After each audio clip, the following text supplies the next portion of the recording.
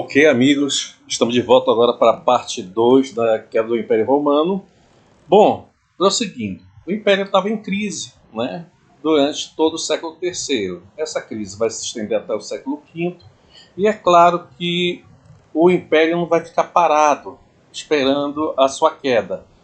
E vai tentar promover algumas políticas, algumas práticas, que a gente vai chamar aqui de reação imperial para contenção ou retenção da crise do Império. Perfeito? Então nós vamos ter 3 imperadores aqui que a gente vai destacar. O primeiro imperador vai ser o Diocleciano. O Diocleciano ele vai implantar uma forma, vai modificar a administração de Roma através de uma prática chamada tetrarquia. A tetrarquia seria uma forma de descentralizar o poder para manter a estabilidade política de Roma. Por quê? Porque Roma seria dividida em 2 partes: Império Romano do Ocidente e Império Romano do Oriente. Correto? Aí, com essa divisão, nós vamos ter no Ocidente vai ficar um imperador e no Oriente vai ficar outro. O Ocidente, a capital vai ser Roma e depois vai ser Ravenna, e depois a capital do Oriente vai ser Bizâncio ou Constantinopla, né? Porque isso é a mesma coisa. Porque Constantinopla é a cidade grega de Bizâncio, que hoje em dia a gente chama de Istambul, na Turquia. Tá certo? Então, na tetrarquia, nós vamos ter 2 imperadores e 2 Césares.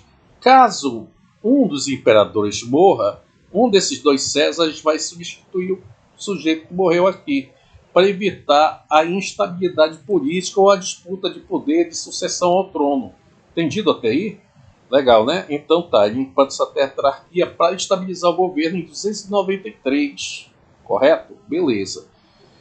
Depois nós vamos ter... Aliás, espera aí, só um minuto. Vamos ver aqui. 293... a tetrarquia vai durar 293 até 313 depois de Cristo. Por quê? Vai durar enquanto Diocleciano vive. Quando Diocleciano morrer, vai ter uma nova corrida pelo poder, né?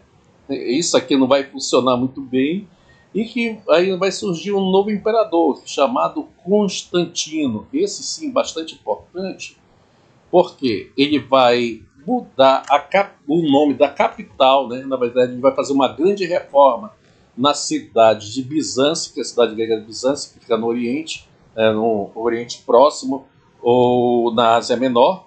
Vai fazer uma grande reforma e vai mudar o nome da cidade de Bizâncio para Constantinopla. Ora, ele é Constantino, né? E vai ser Constantinopla.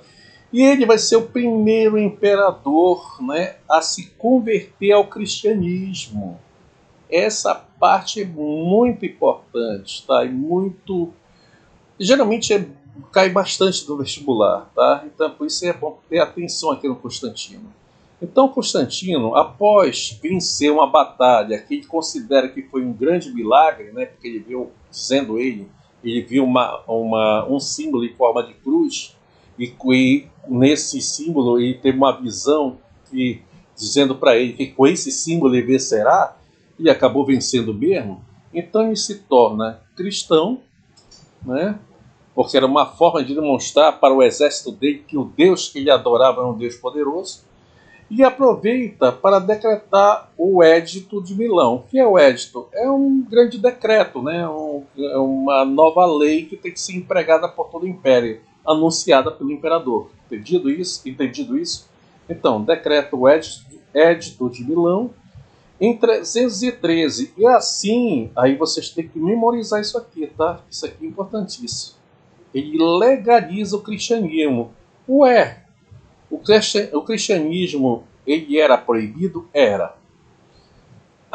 Antes de Constantino, o cristianismo era no máximo tolerado, mas de vez em quando ele era perseguido, né? Bastante perseguido, principalmente na fase inicial de Calígula e Nero, principalmente, que perseguiram demais os cristãos.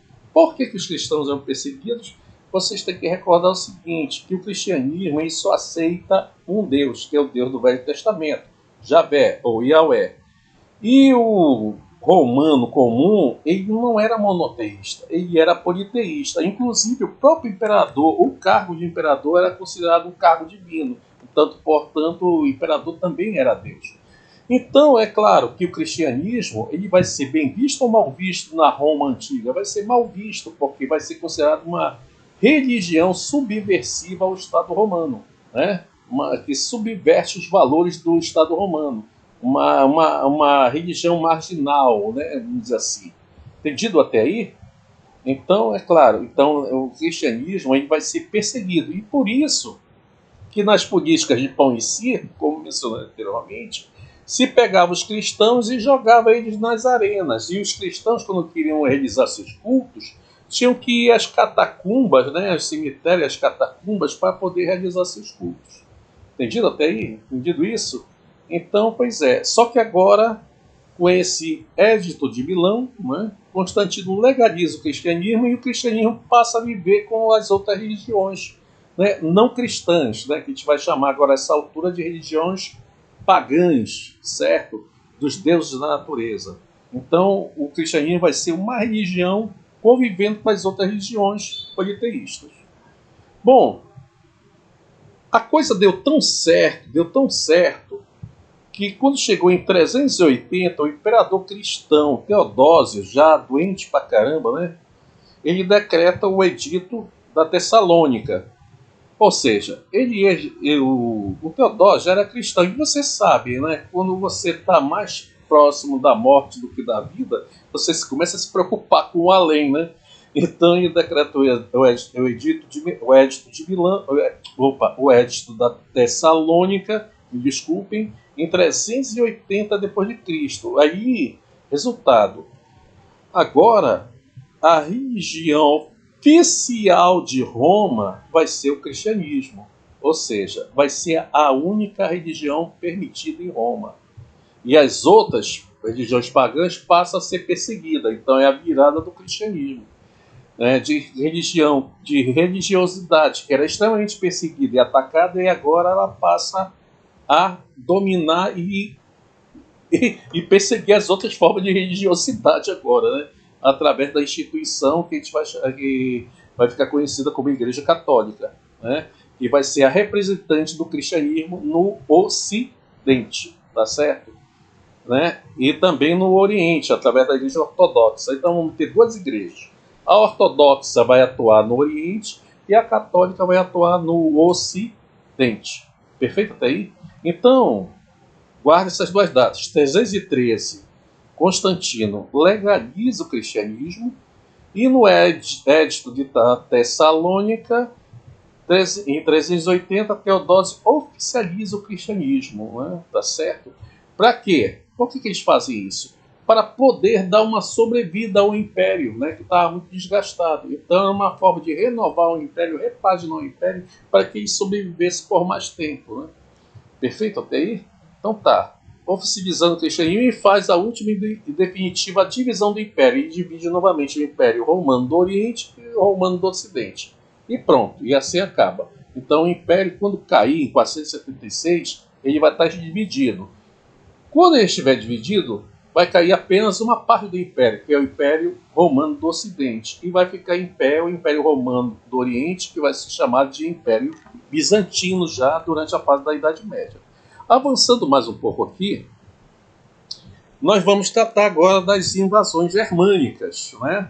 Nos lembra, vocês recordam que primeiro a gente teve uma crise do escravismo, certo? Agora nós temos uma dupla crise do século III, né?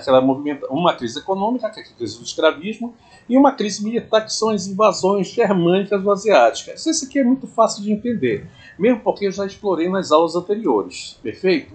Vamos lá, então sendo o mais breve possível, vamos direto ao ponto. Tá, nós vamos ter invasões germânicas, né? Povos não latinos, que não falam latim, né? E povos do leste, do oriente, que são asiáticas, tá? Invasões asiáticas, de povos asiáticos, onde dentre eles os hunos, que a gente vai ver aqui adiante. Então, o que acontece? Com a redução das conquistas, o exército romano, as forças militares romanas, as legiões romanas, vão diminuindo com o passar dos tempos, certo? E sustentar um exército que não está expandindo é um custo muito grande para a máquina administrativa de Roma. Então, o que os romanos fazem? Eles passam a aceitar bárbaros dentro do interior das suas forças militares, né? No interior do exército romano, no interior das legiões. Só que esses bárbaros eles ficavam cuidando de quê? Lá da parte central do império, não. Eles cuidavam das fronteiras.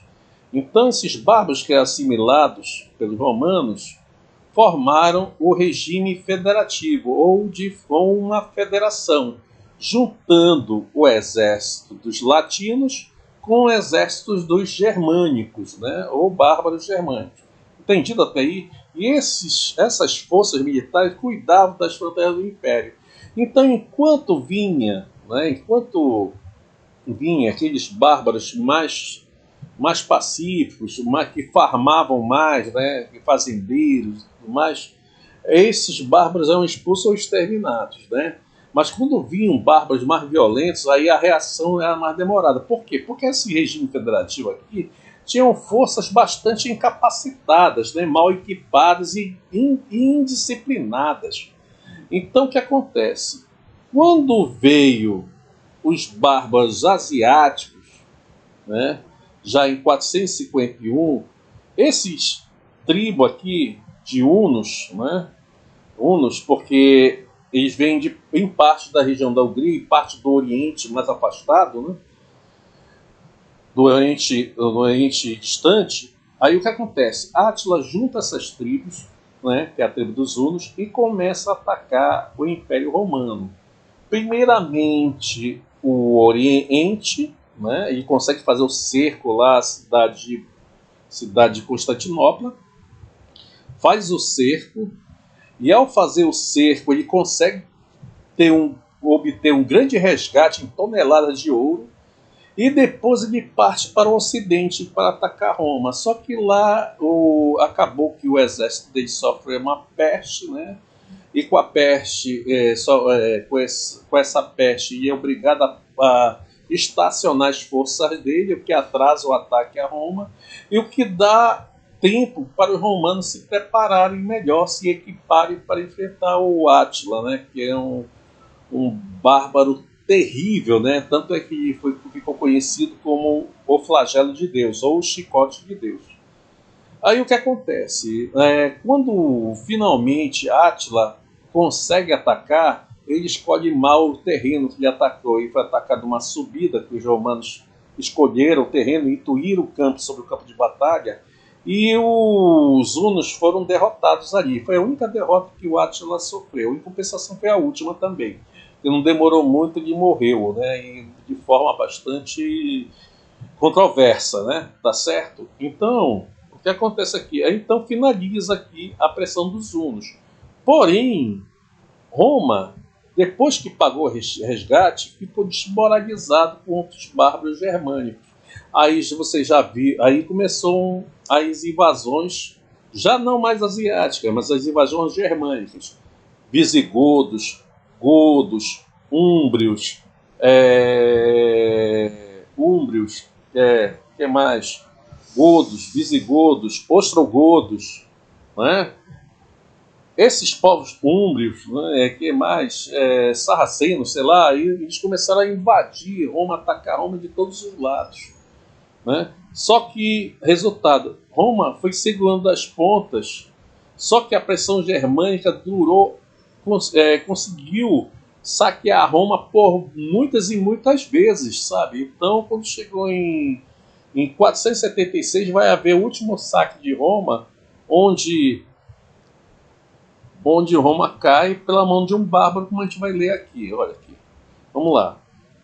Com essas invasões bárbaras e depois as invasões extensivas germânicas, o regime federativo ele vai ser rompido, certo? E a pressão dos germanos vai gerar o quê? O colapso e a queda do Império Romano do Ocidente em 476 d.C., pelo líder dos bárbaros Zérulos, chamado Odoacro ou Odovaca. O pessoal chamava ele de cabeça de vaca. É sério, cabeça de vaca. depondo o último imperador romano do Ocidente, Rômulo Augusto. Aí, resultado, cai o Império Romano do Ocidente e fica apenas o Império Romano do Oriente, né, que é através do Imperador Zenão. O imperador, restando apenas o Imperador Zenão, Imperador Romano do Oriente, que agora vai se chamar Império Bizantino. Certo? O caos vai durar muito tempo em Roma, certo? Mas alguém vai herdar esse caos, né? E vai construir uma nova sociedade, uma nova realidade, um novo período histórico, né? Que a gente vai chamar de Idade Média. E essa instituição que vai herdar Roma vai ser a Igreja Católica. Perfeito. Então tá, assim a gente finaliza a queda do Império Romano. E bom descanso para vocês, amigos. Grande abraço. Falou.